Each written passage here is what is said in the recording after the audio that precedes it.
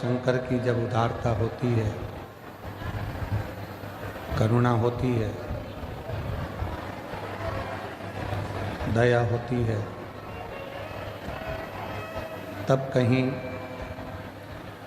ये पवित्र पावन शिव महापुराण की कथा श्रवण करने का सौभाग्य प्राप्त होता है। चल नहीं रहे कोई से भी से।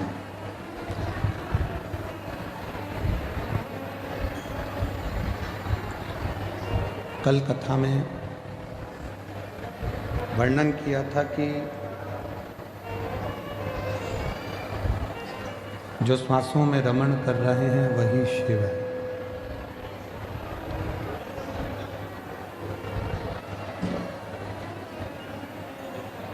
शरीर से जितनी जितनी 21,600 श्वास जो रोज निकल रही है, वो 21,600 श्वास में जो श्वास के रूप में प्रतिदिन निकल रही है, आ रहे और जा रहे हैं, वो शिव है, वो शंकर है।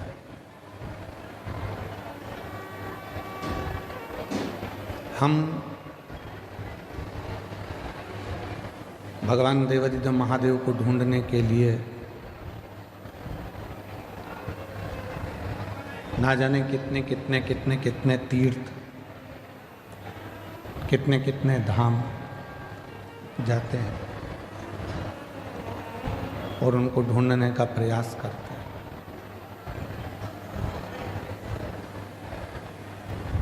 पर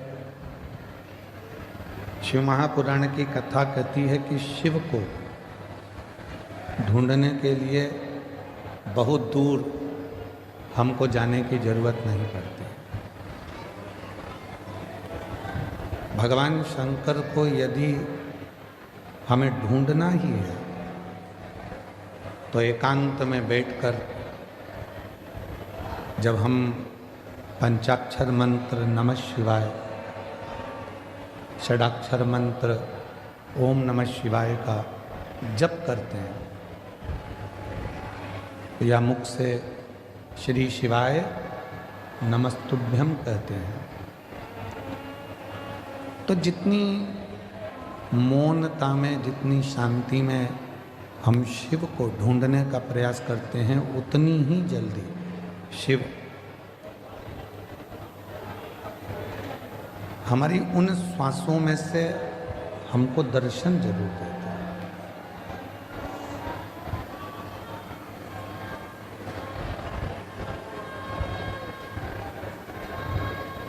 हम दूसरे को बोलते हैं कि ध्यान से पढ़ना,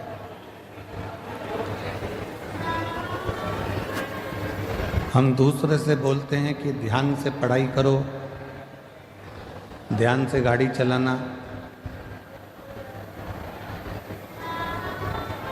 ध्यान से काम करना। और ऐसा नहीं है कि केवल एक या दो ही लोग ऐसा बोलते हैं, बहुत सारे लोग।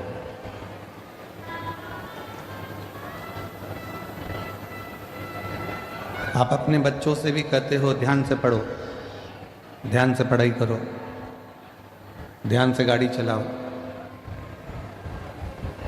ध्यान से काम करो।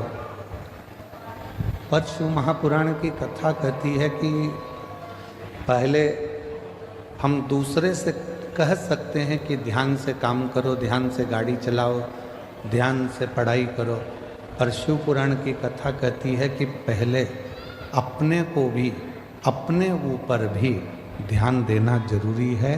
कहीं हम अपने पथ से तो नहीं भटक रहे, कहीं हम अपने पथ से तो नहीं भटक रहे।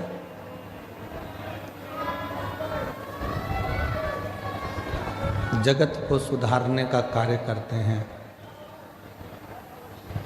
और मालूम पड़े कि हम अपने ही पथ से भटक जाएं तो वो श्रेष्ठ नहीं।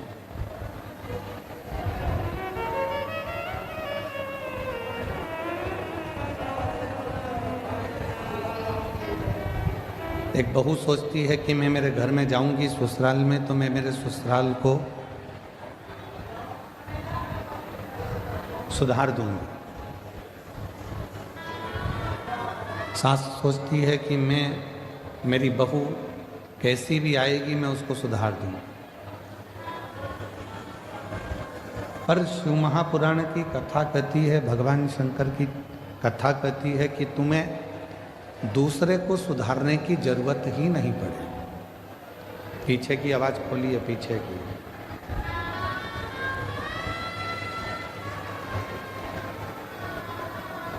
शिव महापुराण की कथा कहती है कि आपको दूसरे को सुधारने की जरूरत ही नहीं पड़े। जरूरत है हमें अपने आप को सुधारने की। अर्थात गायत्री परिवार में कहा जाता है कि हम सुधरेंगे युग सुधरेगा, मतलब हमको सुधारना स्वयं को जरूरी है।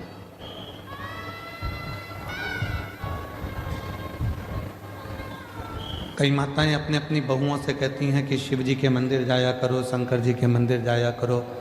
कोई बेटे से कहती हैं बेटा मंदिर जाया करो, कोई पति से कहती हैं कि आप मंदिर जाया करो। पर मेरा निवेदन इस व्यासपीठ से शिव महापुराण की कथा के माध्यम से है कि पहले हम दूसरे को मंदिर जाने का कहते हैं तो सबसे पहले अपने आप को भी मंदिर जाना प्रारंभ करना पड़ेगा। और जिस दिन हमने स्वयं मंदिर जाना प्रारंभ कर दिया, हमने जिस दिन स्वयं मंदिर में एक लोटा जल चढ़ाना शिव जी को प्रारंभ कर दिया, उस दिन धीरे धीरे धीरे धीरे हमारे घर के बच्चे, हमारे घर की बहुएं, हमारे घर के बेटे अपने आप उसी पथ पर चलने लगे।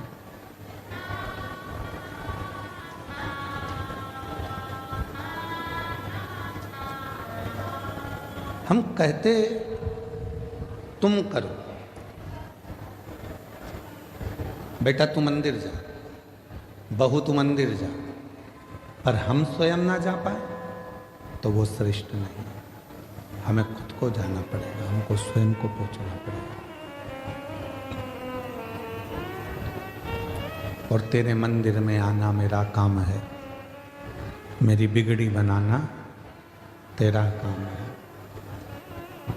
जब आप अपना पिता मानकर भगवान शिव को, कालाधिपति महाकाल को, मेरे ओघड़दानी विश्वनाथ को, मेरे कुबरेश्वर महादेव को, मेरे शंकर भगवान को अपना पिता मानकर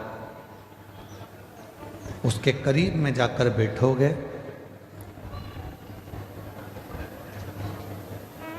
तो निश्चित है वो आपके मन की बात को सुनेगा। किसी ने कहा कि भगवान की क्या पत्थर की मूर्ति भी व्यक्ति की बातों को सुनती है?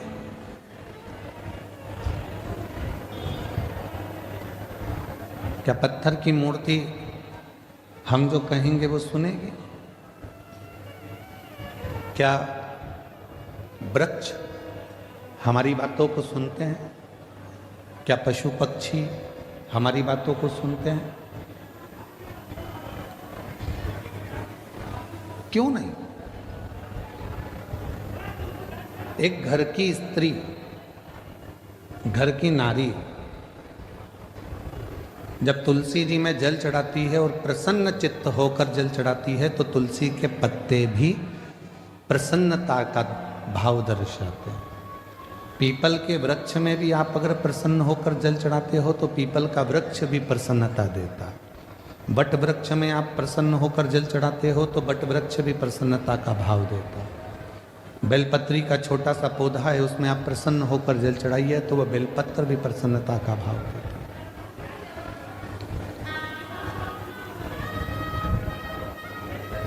एक जीव, एक जंतु, पशु, पक्षी, वायुचर, जलचर, थलचर जितने भी हैं, चाहे वो मनुष्य हो, चाहे संसार के जितने भी जीव हों, वो सब यदि आप प्रसन्नता देते हो तो वो भी आपको प्रसन्नता जरूर प्रदान करते हैं।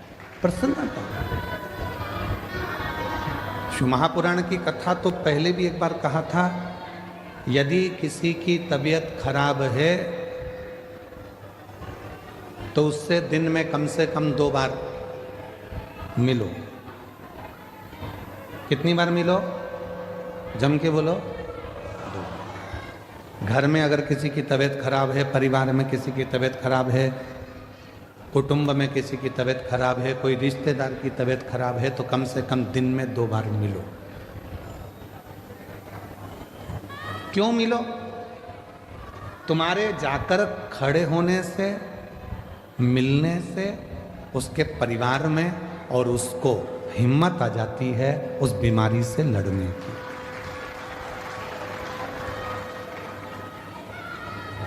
किसी की तबीयत खराब है तो दिन में जम के बोलो 2 बार मिलो। किसी का समय खराब है, बेकार समय चल रहा है, दुख की घड़ी चल रही है, कोई परेशानी आकर खड़ी हो गई है, तो शिव महापुराण की कथा कहती है उससे 3 बार मिलो। कितनी बार मिलना है? 3। तबीयत खराब है तो दिन में 2 बार मिलो। समय खराब चल रहा है तो दिन में 3 बार मिलो। कोई बात नहीं भैया, सब हो जाएगा, सब अच्छा समय आएगा, टेंशन मत लो। खड़े हो जाओ, उसकी दुख की घड़ी, उसकी परेशानी की घड़ी, उसकी संकट की घड़ी। महाराज, किसी की तबीयत खराब है तो दिन में 2 बार मिलो। किसी का समय खराब है तो दिन में 3 बार मिलो। और किसी की नीयत खराब है तो उसे सपने में भी मत मिलो। मान लो उसकी नीयत खराब है तो स्वप्न में भी उसको मत देखना, स्वप्न में भी उससे बात मत करो, मिलो ही मत। स्वास्थ्य खराब है, थोड़ा देर जाके मिल लो। आप लोगों से निवेदन है, आपके घर में बुजुर्ग माँ बाप रहते हैं, बूढ़े बूढ़े व्यक्ति रहते हैं, बेटों को फुर्सत नहीं है काम धंधे से, बहुओं को फुर्सत नहीं अपने रसोई घर से और कार्य से, पर थोड़ा सा समय निकाल कर 2 बार कम से कम अपने बुजुर्ग माँ बाप से बात करा कर। माँ कैसी हो, पापा कैसे हो, भाई कैसे हो, बहन कैसी हो, 2 बार। समय खराब चल रहा है, दुख की घड़ी है, परेशानी की घड़ी है, कष्ट की घड़ी है, कोई समस्या बहुत ज़्यादा पड़ी हुई है, कोई बहुत दुख की घड़ी में, समस्याओं की घड़ी में लोग घिरे पड़े हुए हैं, कोई समस्याओं की घड़ी में लोग घिरे हुए हैं, तो उस समय पर, उस घड़ी में, उस पल में, उस समय में, उस समस्या की घड़ी में कम से कम उसको 3 बार जाकर मिलना चाहिए। 3 बार।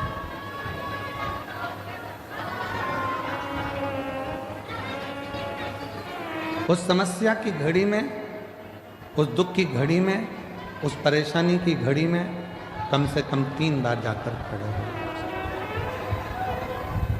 कुछ मत दो, पर खड़े होकर थोड़ी सी हिम्मत दो, थोड़ी सी।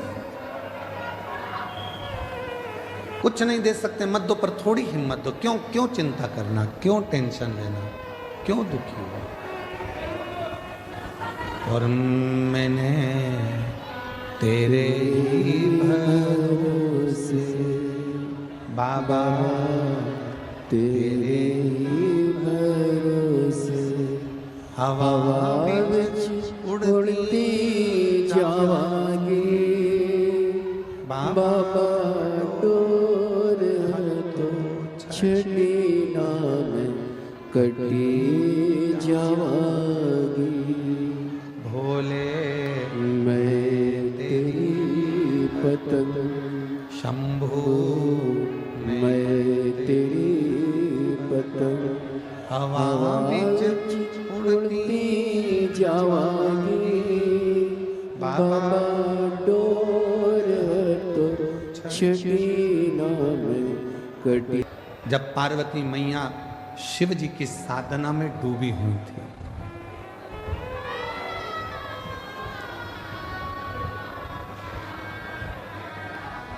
जब भगवान शंकर की साधना में पार्वती मैया डूबी हुई,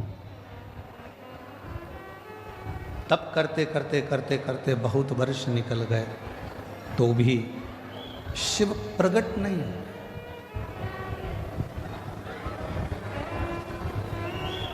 तो भी भगवान शंकर प्रकट नहीं हुए।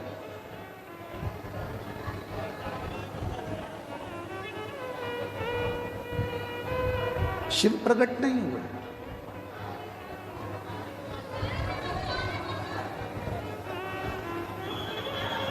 मां पार्वती जी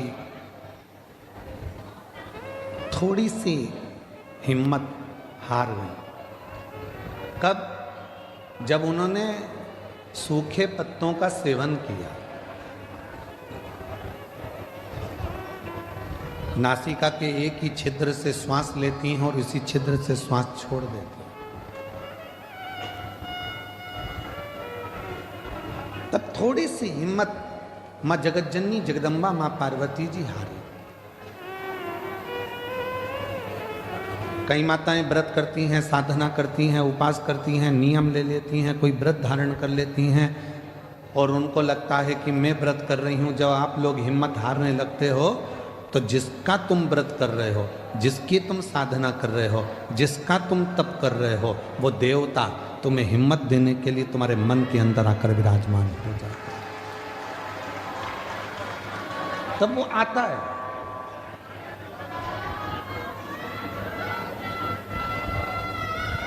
पार्वती मैया जब हिम्मत हारी तो भगवान देवाधिदेव महादेव मां जगतजननी जगदम्बा पार्वती के सामने प्रकट।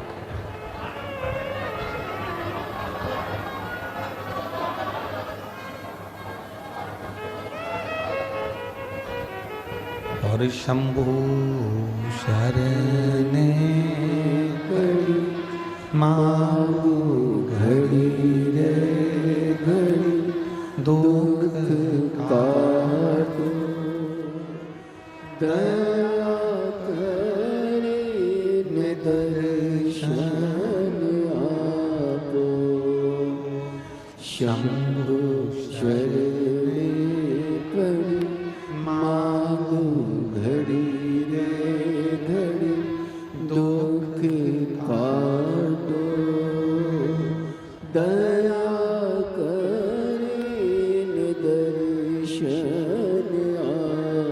शिव पार्वती जी की साक्षी में उनको बल देने के लिए प्रकट, असली स्वरूप में नहीं। असली स्वरूप में शिव नहीं है।